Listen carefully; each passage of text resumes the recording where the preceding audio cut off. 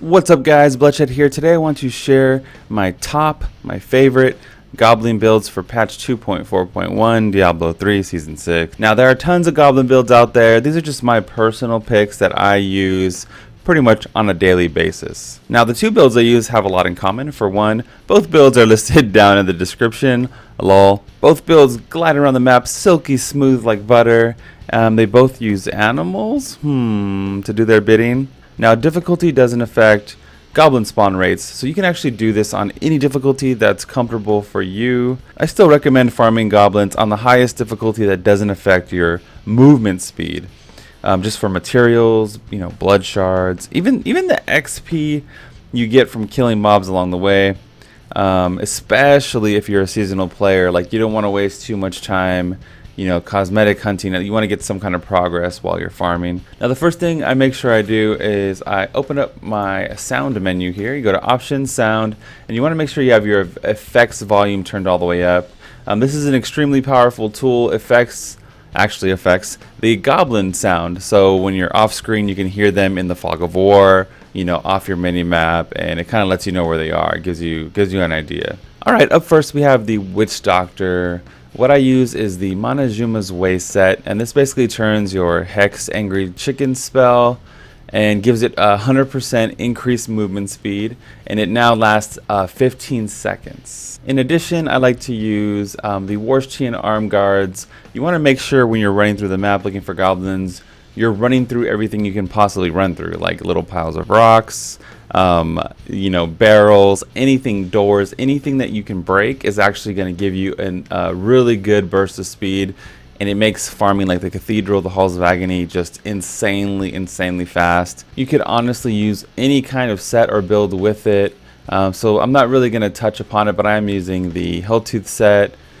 with the gargantuan rune, and it does kind of synergize with my fierce loyalty. When you have a gargantuan, zombie dog, or fetish summoned, your movement speed is increased by 15%. So you can actually get more out of fierce loyalty, but I move fast enough. Sometimes it's hard to even keep up with the chicken, man. The chicken is on fleek. In addition, I like to use the homing pads. Your town portal is no longer interrupted by taking damage. While casting town portal, you have a protective bubble that reduces damage by 65%.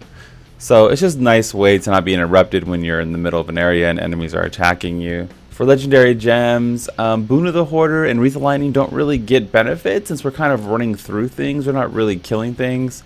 So Boon of the Hoarder might actually be better than Wreath of Lightning. It's just here. Sometimes you do kill things, like when you kill elite packs, or when you actually do kill goblins, it can proc.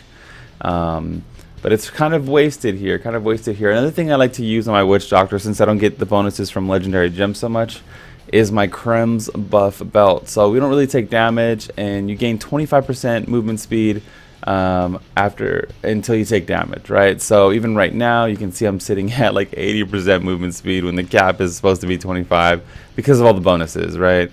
So you pop Angry Chicken, boom, and then our movement speed goes through the roof.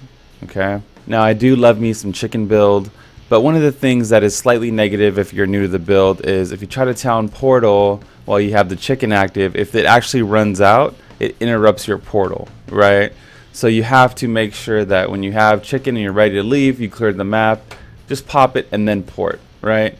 That way it comes out of it naturally. It doesn't actually affect your casting time. If you are blazing through the map in glorious chicken form and it starts to get a little too motiony sickness for you, some people have actually told me that, just look at the mini-map. You can pretty much navigate the entire time through the mini-map, and you can see where you're going, and you can just use your ears to listen for goblins. I'm sure there are all kinds of ways I can tweak my chicken build to be even more effective, but this is what I use. I'm happy with the speed, I'm happy with everything like that. Okay, up next we have the Crusader. Now unlike the Witch Doctor, the Crusader benefits greatly from legendary gems since we're killing things, right? So we get Boon of the Hoarder, we get the Wreath of Lightning, and then I just use Boyar's Grease Chip since it's a Thorns variation.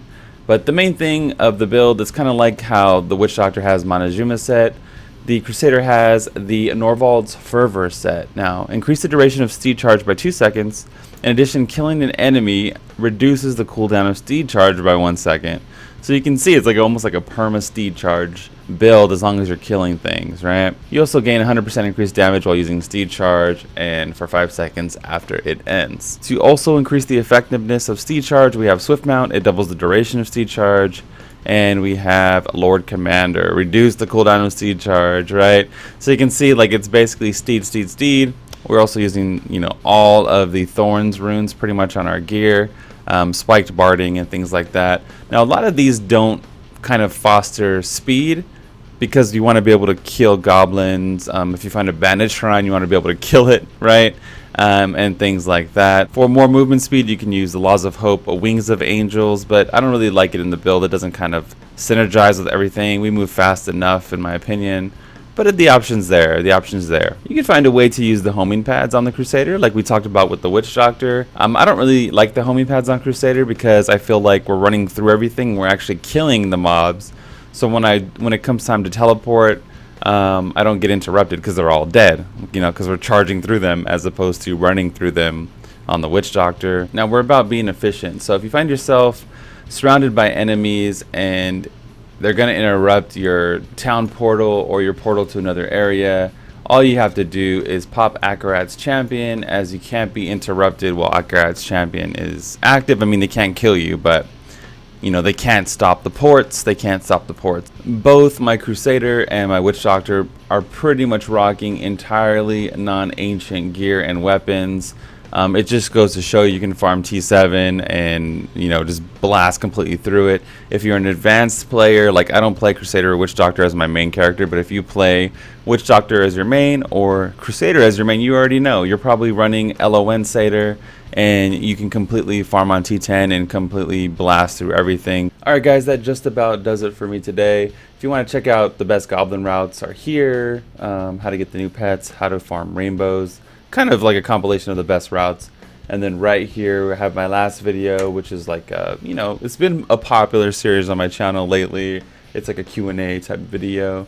I just want to thank everybody for watching and always supporting me and the channel and everything like that. If you get a second, follow me at twitch.tv/bloodshed. Also, I guess in closing, out of the two builds that I like the best, I would say Crusader for season, Witch Doctor for non-season.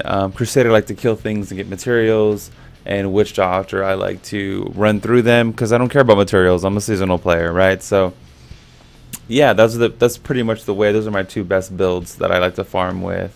That just about does it for Bloodshed today. Again, I appreciate all the support I've been getting lately. I'm going to try to stay on my game and work hard for everybody, make good videos, stream lots of Diablo. And that's it for me. This is Bloodshed, and I'm out of here. Peace.